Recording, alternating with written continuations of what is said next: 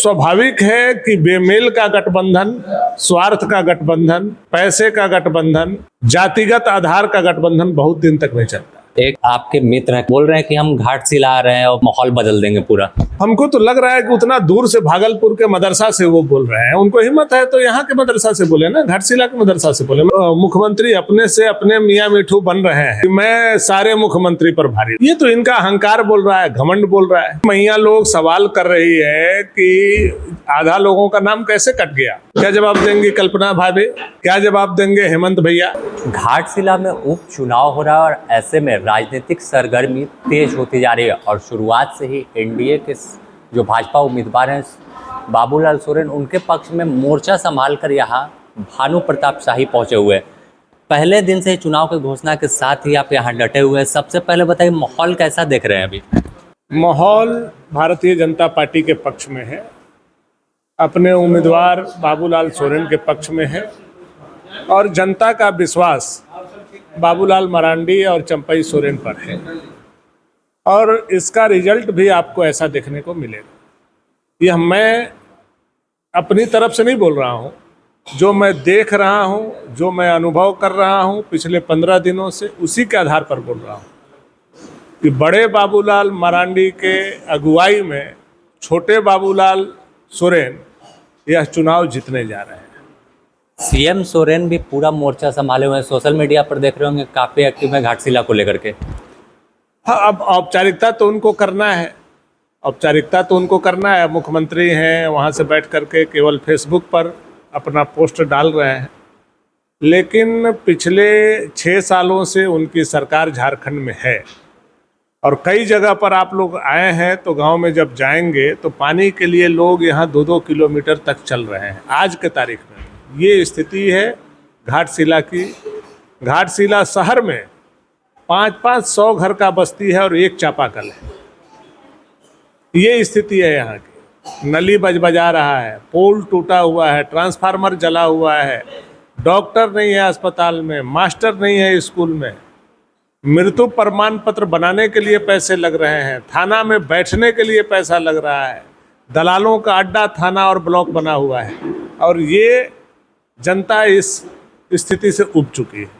इससे निजात चाहती है कि हमारा एक ऐसा जनप्रतिनिधि मिले जो इन चीज़ों के खिलाफ में बोले और लड़े, तो वो दमखम केवल और केवल बाबूलाल सोरेन में है। चुनाव में मुद्दा कई है, घोड़ा बांधा में कई पंचायत के लोगों ने वोट बहिष्कार का घोषणा किया है कि उन तक अब तक जो जैसा आपने बताया कि नल नहीं है या रोड नहीं है, और इस चुनाव में अगर मुद्दा देखें तो मैया सम्मान बन रहा है, मैया सम्मान का पोस्टर बनाया गया है, आपने भी देखा होगा। मैया सम्मान के आधार पर तो पिछला बेड़ा पार लग गया है हेमंत सोरेन जी, लेकिन अब वही मैया लोग सवाल कर रही है कि आधा लोगों का नाम कैसे कट गया और 1 साल से यह योजना चालू है तो एक भी नया लोगों का नाम क्यों नहीं जुड़ा? क्या जवाब देंगी कल्पना भाभी, क्या जवाब देंगे हेमंत भैया मैया लोगों को? मैया लोग ये ठग लोगों से ठगा करके और ठगा हुआ महसूस कर रही हैं, इसलिए मैया लोगों ने भी निर्णय लिया है यह ठग जेएमएम आरजेडी कांग्रेस को वोट नहीं करना है।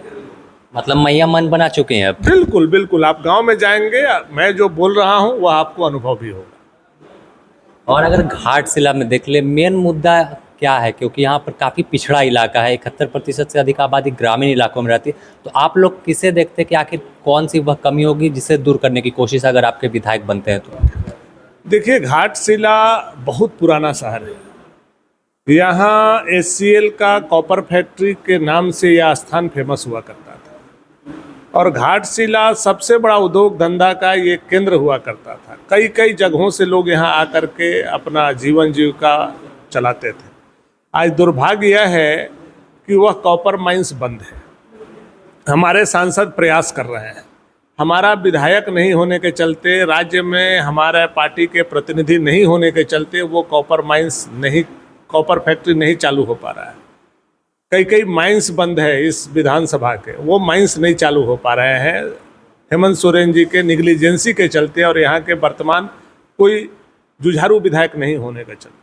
तो पहली प्राथमिकता हम लोगों की होगी कि हमारा बाबूलाल सोरेन जीतेंगे तो कॉपर फैक्ट्री को चालू करेंगे, यहाँ के माइंस को चालू करेंगे, यहाँ जो पलायन है उसको रोकने का काम करेंगे, और यहाँ रोजगार कैसे आगे बढ़े, फिर से पुराना घाटशिला कैसे बने, ये हम लोगों की प्राथमिकता है। घाटशिला की अगर बात कर ले तो आप लोगों की ओर से भी 40 स्टार प्रचारक है, लेकिन कहा जा रहा है कि एक अकेला सब पे भारी पड़ेगा। कहने के लिए अब मुख्यमंत्री अपने से अपने मियाँ मिठू बन रहे हैं। कभी आज तक मैंने किसी मुख्यमंत्री को देश में ऐसा नहीं सुना कि मैं सारे मुख्यमंत्री पर भारी हूँ। ये तो इनका अहंकार बोल रहा है, घमंड बोल रहा है, और ये घमंड का चकनाचूर बिहार में तेजस्वी यादव ने इनका कर दिया है गठबंधन को धक्का दे करके।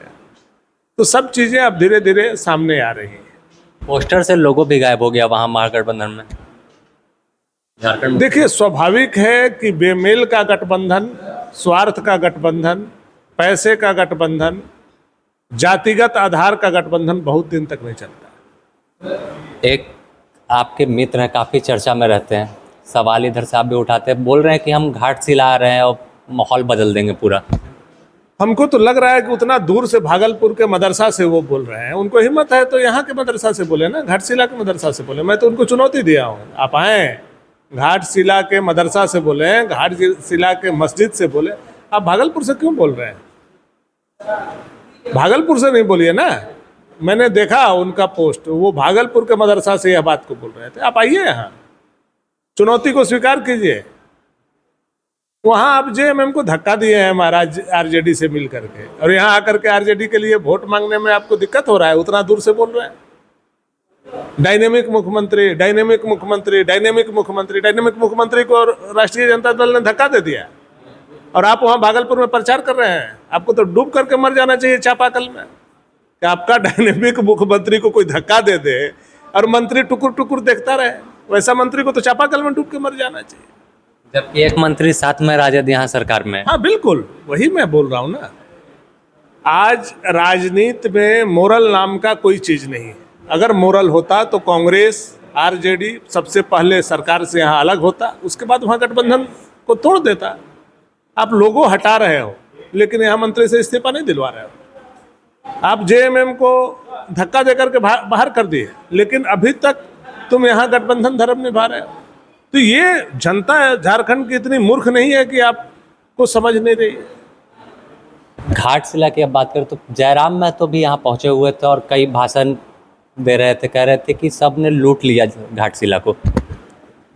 जयराम जी क्या बोले, नहीं बोले, उनको कितना वोट आएगा, नहीं आएगा, उनके प्रत्याशी कौन है, नहीं है, अभी ये बोलने का वक्त नहीं है। ये जब 14 तारीख को काउंटिंग होगा तब पता चलेगा। मतलब कोई फैक्टर यहाँ पे वो नहीं बन रहे हैं? फैक्टर तो यहाँ भाजपा है। सीधा मतलब भाजपा की लड़ाई झामू में से होगी।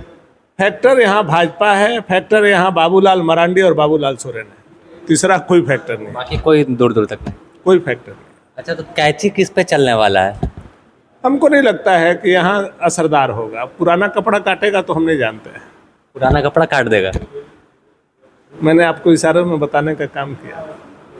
तो देखिए, घाटशिला की लड़ाई काफ़ी दिलचस्प होगी, और जैसा हम पिछली रिपोर्ट में भी आपको बताया था कि जेल के कुछ भी यहाँ पर ज़्यादा नहीं कर पाएगा। पिछले बार जिस तरह से 8,000 वोट आया था, उससे 61,000 ज़्यादा मिल जाए तो काफ़ी है। लेकिन सीधे तौर पर भानु प्रताप शाही का दावा है कि अब भाजपा वापस से यहाँ बैक होने वाली है, और बाबूलाल मरांडी के नेतृत्व में बाबूलाल सोरेन विधानसभा जाने को तैयार है। बने रहे द न्यूज़ पोस्ट के साथ, अपने सहयोगी संतोष के साथ। Sameer, the news post, Ghatshila.